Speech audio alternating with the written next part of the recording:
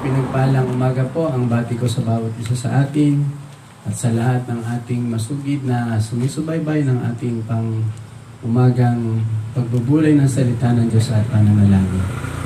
Bago tayo magsimula ng ating pag-aaral, tayo po ay saglit na lumapit sa Panginoon.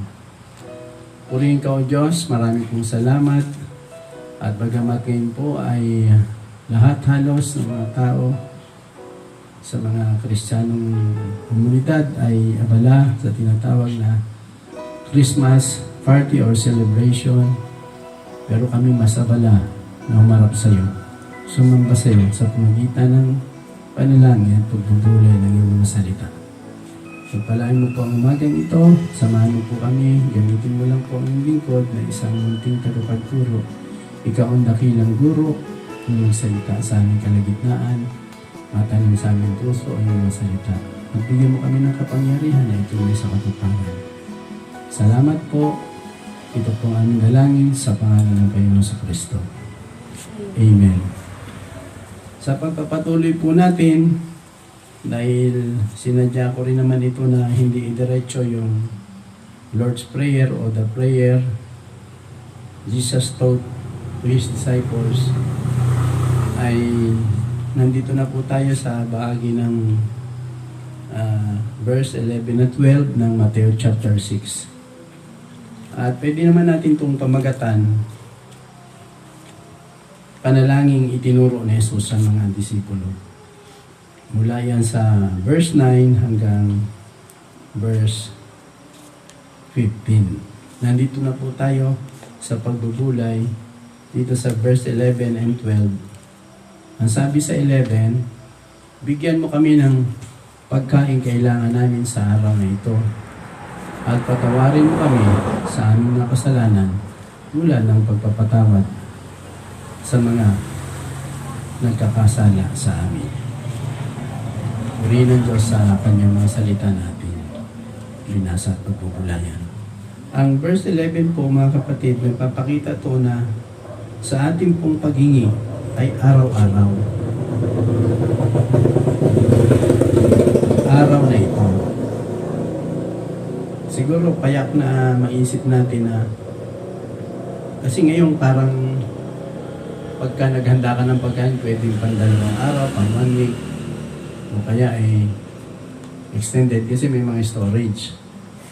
May refrigerator, may freezer. Pero noon, ang usapan kasi, ang context nito, noon, ang natural buhay ng tao, nakarating kasi ako sa Ifugao Province, sa isang pinakamataas na barangay sa barangay, isang tinatawag nilang province ng Ifugao, di bayan yung Mayawyaw. Doon, mismo yung na-convert na pastor at saka mga kapatiran, doon bawat bahay ay may lusong na bato. Yung inukit na parang marmol siya eh. Tapos yung pambayo niya, ganun din marmol. Meron namang pambayo ay solid na kahoy, yung pine tree na tinabas talaga siya, saktong pambayo. Tapos sabi ng pastor, dito pastor, napakasimple ng buhay, parang nung ancient time. Sabi ko, bakit? Bakit po? Ay dito, pagka magsasaing kami, saka lang kami kukuha ng palay doon sa tinggalan ng palay, o yung sa granary o bodega. Pagkatapos, kung 1 kilo ang sasaingin, tatansya sila noon na yung mababayo nila 1 kilo. Saing bayo. Tapos, kung may mga manok, yun, yung babawag yung mga binlid. So, kung magsasaing ulit sa tanghali, kung kailangan, magbabayo. Pero kadalasan daw, umaga at hapon ang bayo. Sabihin, sa salita nating iba, yung kung gusto mong mamahaw, yung sobrang kanin nung nagsaing ka ng umaga. O nagsaing ka ng tanghali, makain ka ng bahaw. Pero, nagkailan lang sila magbabayo pag sila ay magsasaing. Anong pinakikita nito? Maging doon sa Old Testament, hindi na natin bubuklatin, kayo naman nakakaalam halos yung mga nandyan. sa panahon ni Moises at ng mga Israelita nung sila nasa wilderness, ang sabi ng Panginoon, babago kayong magang-maga, hahawiin nyo yung hamog. Tapos makakakita kayo ng animoy kulay na masamasang kulay silver o colorless na mga bilog na parang sinlalaki ng mundo. Pagkatapos mangunguha sila noon, yun yung mana. Ang bawat tao, tinilang ko susukatan natin, ay kukuha ng halos hindi lalagpas ng 2 kilo. Yun ay maghapon. At yun ay pag minasa nila, pag dinurog nila, ito ay nagiging harina. At pag niluto nila, wala na silang idinadagdag ni kahit ano. Ito ay sabi ng Biblia, ito ay lasa nito ay pulot pukyutan, matamis na. Pag kinagat mo ay crispy. Ganito. Yan. Parang whopper. 40 years silang pinakain ng Diyos noon sa mana, ay sa ilang. Ang tawag sa pagkain na yun, o tinapay na yun ay mana. Kaya nga, yung makikita natin doon sa tabernacle, yung espada ni Goliath, yung tungkod niya araw na nagkadahon, at the manna of jar, at saka yun, the commandments of God. Yun lang ang makikita doon sa tabernakulo na kung saan si Yahweh ay lumalabas. Ang presensya niya ay bumababa kapag naghahandog ang Israelita. At yun, kapag sila ay tinanghali at sumikat ng araw, natutunaw yun, wala na silang makakain. Kaya noon, kung sila ay nasa 5 million, according to sa mga Bible scholars, hindi kasama mga bata at babae, nasa 5 million yung pinagpapastulan ni Moises doon sa wilderness. Umagang-umaga, gising ang 5 million, mangunguha sila ng animoy maliliit na butil ng munggo na kulay silver na bawat isang tao ay kinakailangan ang timbang na makukuha nila ay nasa 2 kilos. Pag lumagpas doon, itatabi nila kinabukasan. Yun ay uuurin. O kaya, tinamad sila, bumangon, kasi sabi natin sa salitang Pilipino ay nilalamig, tinatamad. Pag alas 6, alas 7 na, wala na ang mana, tunaw na. Sama na sa hamog. Kaya araw-araw for 40 years, bumabangon ng maagang mga Israelita para makakain sila sa maghapon ng tinapay na mana. At gayon din naman, ang pugo, nung sila'y magreklamo, ang Diyos ay nagpadala ng hangin sa silanganan at ang daming pugo na dumating sa kampamento ng mga Israelita na ayon sa sukat ay nasa 1 pi mahigit, 1 ruler o hanggang tuhod ang taas. Ang pugo kasi, siya yung ibon na mataba pero hindi makalipat. Kaya dakma sila ng dakma. Gayun din ang kuko nila. Halos nasa 2 kilong karni lang. Pag lumagpas yun ng 2 kilo, nagtira sila sa gabi, uuurin din yun. Hindi rin kagamit-gamit. Kumbaga, hindi makakatulong sa kanila. Kailangan silang kumuha ng kanilang pagkain araw-araw. Kaya ito po yun, kapatid, mismo ang Panginoon. Kasi siya ang nag-provide noon. Si Jesus Christ, siya yung katauhan ni Yahweh. Kaya nga sabi niya sa John 10:30, ako at ang Ama ay isa. Bigyan mo kami ng pagkain kailangan namin sa araw-araw. Hindi yung gusto natin. Dapat yung kailangan natin kainin ang hihingi natin sa Panginoon. Kaya ngayon maraming may sakit kasi ang kinakain nila, yung gusto nila, hindi yung kailangan nila . Yung gusto lang nila, pag-ayaw nila. Ayun ang provide ni Lord . At saka yung provide ni Lord, ang totoong mga kapatid, hindi naman siya napakamamahal. Pero kailangan mo lang maghanda. Diba, gulay, manguha ka, i-prepare mo ng tama. Prutas. Bibili ka, ganyan. Pero hindi mo kailangang magpakahirap. Ng sobrang hirap, kaya lang may timing. Pero ang tamang paghingi sa Diyos, na magdadala sa atin ng kapayapaang paghingi ng pagkain, o kailangan natin sa araw-araw, yun kailangan natin. So meron po tayong mga ilang supportong talata dyan sa Filipos 4:19. Pabasa natin. Filipos 4:19, at buhat sa hindi mauubos na kayamanan ng Diyos, bibigay niya ang lahat ng inyong kailangan sa pamamagitan ni Kristo Jesus. Yan. Ano raw yung sabi ng Apostol Pablo sa Philippian Church? Ano daw yung kayamanan ng Diyos, mga minamahal? Hindi nauubos. Yung resources dito sa lupa, bagamat galing sa Panginoon, pag tayo na ang nagtinggal nito, nasa storage ng tao, nauubos siya. Kasi hindi tayo great provider. Hindi tayo pinagbabalungan ng blessing. Tayo lang ay mga caretaker. We are manager, not the owner of this world. Kaya mahalaga, sabi ng binasa, bukas sa kayamanan ng Diyos na hindi nauubos, ibibigay daw yung kailangan natin. Na naman, kailangan natin, hindi gusto natin. Kaninong pangalan? Kay Kristo Jesus na Panginoon natin. Isa pang talatang tumutuko dyan, Lucas 11, verse 3, pabasa natin. Lucas 11 verse 3, bigyan mo kami ng aming pagkain sa araw-araw. Yan.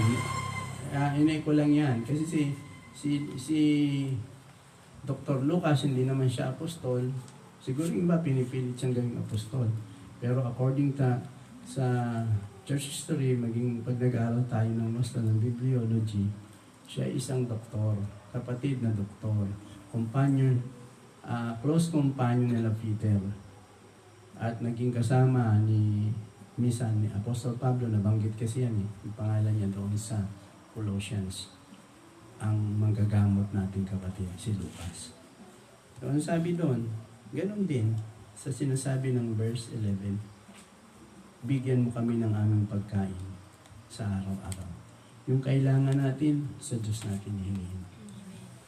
Kasi pag ganyan ang paghingi ko at paghingi mo mga kapatid, paghingi natin, nagpapakita yan ng buong pagtitiwala sa Panginoon. Ngayon punta naman tayo sa verse 12. Tingnan nyo na sa inyong sarili sa araw na to, hindi may food na tayo, meron na tayong provision. Eh dapat matuto naman tayo magpatawad, sabi ng verse 12. At patawarin mo kami sa aming mga kasalanan tulad ng aming pagpapatawad sa mga nagkakasala sa amin. Kasi tayo, di ba, gusto lang natin tayo patatawarin, pero tayo ay natin magpatawad. Sabi natin, naku, pag naiisip ko, di ko talaga yan matatanggap. Ay iniisip mo kasi. Ikaw nga, laging nasa isip ng Panginoon, tinanggap ka niya. Sa ano? Pinatawad ka niya. Amen. Naku, ko lang makikita pag mumukha ng yan. Okay lang. Patatawarin ko siya, pero wag no siyang sasampa. Anino niya dito sa bahay. Diba? Hindi natin kaya magpatawad, kaya kailangan ipag-pray yan. Sabi ng Panginoon tulad ng aming pagpapatawad sa mga nagkakasala sa amin. Tayo ay beneficiary o tagatanggap ng benefits ng kapatawaran galing sa Diyos kung marunong tayo magpatawad para sa ating mga nagkasala sa atin. May mga talata tayong babasahin na ilan dito na rin sa Matthew 6:14 at 15. Mateo 6 verses 14 to 15, sapagkat kung pinapatawad ninyo ang mga nagkakasala sa inyo, patatawarin din kayo ng inyong Ama na nasa langit. 15, ngunit kung hindi ninyo pinapatawad ang inyong kapwa, hindi rin patatawarin ng inyong Ama ang inyong mga kasalanan. Alam niyo ba, ang lakas ng loob eh. Ako pa, sabi ganyan. Ganun, mga datingan. Alam niyo ba, sa prayer, ito na bilang tumagal na rin, matagal sa paglilingkod sa Panginoon, hindi palakasan yan at hindi rin pahinaan yan at hindi yan panginigan. At hindi yan, kaya ako naging ganito, dati sisigaw ako eh. Kala ko pagka nagpipilits ako, makakapuka ako ng damdamin. Kasi puro prophet yung naging paborito ko mga teacher nung ako'y bagong Kristiyano. Prophet Maurice Rulo, si T.L. Osborne, si Mike Franzen, sama pa yan si Benny. Special mention yan pero wala akong anumang gustong ipinopromote na mga program. Kaya nung bagong-bago lang ako, maharal ako, talagang pasigaw-sigaw din ako. Kaya ang problema, Pagkatapos kong mangaral, namamaos ako tsaka hinang-hina na ako. Pero dito, sa pagtanggap ng kapatawaran, dapat yung effort natin sa loob, yung ating puso, willing tayo, bubunuin natin yan, mga minamahal. Makipagbuno ka. We're not wrestle against the flesh and blood, sabi ng Ephesians 6:12. Hindi tayo nakikipaglaban sa laman at dugo, ngunit sa bawat hukbong espiritual na namiminuno sa dakong kaitaasan. Alam niyo ba, ang napakahirap kalabanin ay ang sarili natin. Nung mabasa ko siguro third year ako nung yung Two of Me, hindi ko alam, isa siyang novel na books ng isang kilalang lingkod ng Diyos. Hindi ko talaga nakalimutan yun hanggang na-born again ako. Yung Two of Me, kalahati kasi waping, tapos kalahati mukhang bakulaw. Ang pinapakita doon, sa bahagi ng tao, kalahati sa kanya evil, kalahati ay good, nang nagkasala tayo. Di ba tayo pinatawad ng Diyos? Wala kayong mababasa sa Genesis, noon sa 3, na naghingi ng tawad yung mag-asawa, yung unang tao, unang mga magulang natin. Nagsisihan meron. Pero di ba, pagpapatay ng hayop para sila damtan, kailangan ng Panginoon pumatay. Yung unang pag-shedding ng blood, ito'y sacrifice. Ang Diyos ang nagawa ng sacrifice para damtan yung makasalanang tao. Logic yan. It is prophetically na may mamamatay para sa atin. At yun na si Jesus Christ yung magkatawang tao. Pero ang prayer na iniwan niya, dapat marunong pala tayong magpatawad. Yan, basahin natin yung mga tumutukod dyan. Nakarugtong sa Hebrew chapter 9 verse 14. Hebreo 9 verse 14, higit ang nagagawa ng dugo ni Kristo. Sa pamamagitan ng walang hanggang espiritu, ay walang dungis na inihandog niya ang kanyang sarili sa Diyos, upang linisin ang ating mga budi mula sa mga gawang patay, upang tayo maglingkod sa Diyos na buhay. Yung pansinin natin dyan, higit ang nagagawa ng dugo ni Kristo. Tapos yung bandang dulo, para linisin yung mga gawa nating patay. Ang lahat po nating gawa ay hindi para sa isang buhay. We are all living dead. Para tayo na rin, huwag na rin tayo mag-imagine. We are living in the generation ng zombie apocalypse. Kasi lahat ng tao ngayon nagtatampisaw sa kasalanan. At kapag hindi tayo marunong magpatawad, huwag tayo mag-aari na tayo yung mga pinatawad. Dapat magpatawad tayo. Ang Panginoon na mismo nagsabi sa mga disciples, kagaya ng pagpapatawad niyo sa mga nagkakasala sa inyo. Binigyan niya ito ng for therefore sa 14 and 15. Hindi ko na ulitin. Binigyan pa yan ng isang verse na yun, Hebreo chapter 9 verse 14. Dugo ni Kristo, yung higit doon na kayang maglinis ng ating mga kasalanan. Matuto naman tayo magpatawad kung gusto naman nating mapatawad, mga Diyos. Last na verse natin na babasahin para sa Matthew 6:12 na patawarin mo kami sa aming mga kasalanan tulad ng aming pagpapatawad sa mga nagkakasala sa amin ay unang Juan 1:9. Ginagamit natin ito sa evangelism.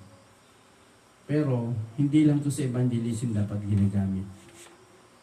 Sa personal natin, paglapit sa Diyos sa ating relasyon.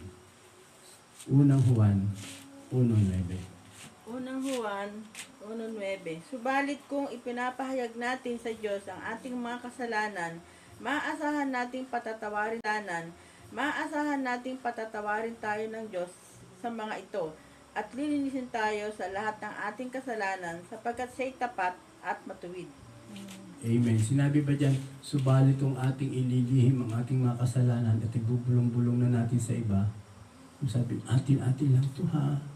At tayo patatawarin ng Diyos at hindi sa Kanya tayo magpapahayag, walang atin-atin. Eh di,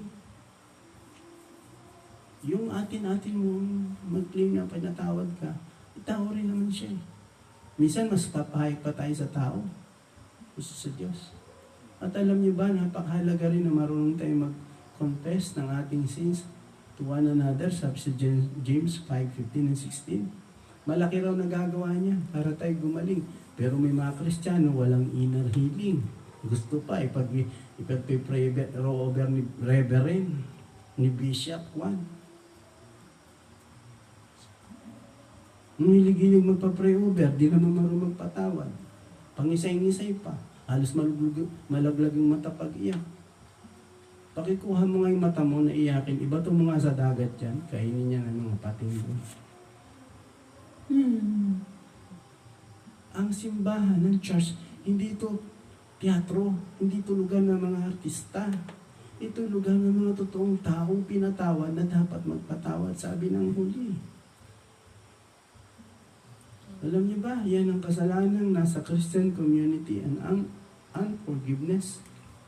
That is one of a kind of stronghold na ang hirap i-destroy sa church. Kasi nga, gusto patawarin siya ng Diyos o sila, pero hindi sila marunong magpatawad sa nagkakasala sa Kanya o sa Kanya o sa kanila, sa atin. O siguro po, maliwanag naman po yung ating pagbubulay. Hindi man po kasing galing yun sa Bible interpretation, pero andito po, nandun naman tayo sa biblical interpretation. Kung anong sinabi ng Diyos, binasa natin, then apply natin. Tayo po'y manalangin.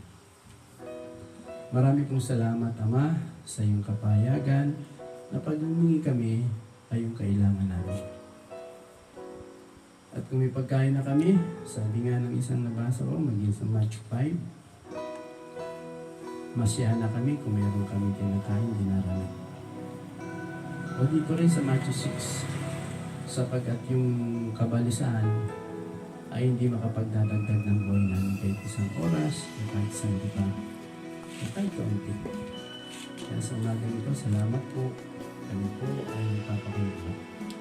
Abutin mo rin po ang panalangin na aking mga kapatid na maglalaki ang kanyang pangangailangan. Sabi mo sa Filipos 4:19, buhat sa kayamanan ng Diyos na hindi na uubos, ibibigay mo ang lahat ng pangangailangan namin sa pamamagitan ni Kristo Jesus na aming Panginoon. Lord, we claim yung iyong provision, spirit, soul, and body. Tatagpuin mo po ang pangailangan ng bawat isa. At ang tunay ng mensahe ng kapaskuhan ay mag-minister sa puso, sa buhay ng lahat ng kapatid na kasamang nananalangin maging sa mga lingkod mo. Hindi lang po sa Assemblies of God, the other denominations na nakakasagap ng aming devotion at nakakasali dito, nagpipray, katagpuin mo rin po sila kayo. At sa amin po may mga pagkakasala, kaya may kami ng tawad sa iyo. Gano'n man ito kalaki sa paningin namin, at gano'n man ito kasimple. Gano'n din naman sa mga nagkasala sa amin, gano'n man kalaki, gano'n kasimple. Lord, we declare forgiveness in the name of Jesus. Upang kami ay iyong magpatawad. Panginoon, saliksikin mo aming puso. Kilala mo kami. Sabi nga ng awit 139, nalalaman mo ang aming pagbukwat, aming inisip mula dito hanggang sa malayo. At ikaw ang may likha, maging ang aming mga namanloob, namanat ng aming loob. Ang aming puso at isipan, ay pinapasakot ang isa. Linisin mo ito din. Ang mga bagay na maling panuntunan na nakasiksik pa sa aming pag-iisip sa aming puso. At salamat po, nagdideklara kami ng pagpapala sa doon komunidad na kung saan kami nakalagay at nakatira. Nagdideklara kami ng pagpapala maging sa aming bansa. Nagdideklara kami ng pagpapala maging sa lahat ng lahat ng aming prayer and devotion natin. And we declare ang pangalan ng Diyos kay Kristo Jesus sa mataas. Salamat po. Ikaw ang aming sinasamba na ibigyan ng kapurihan at pinasasalamatan at inaangkin namin ang iyong bendisyon at tugon sa mga panalangin namin. Sapagkat lahat na ito hiniling namin in the name of Jesus Christ and the power of the Spirit of the Lord. Amen. Amen.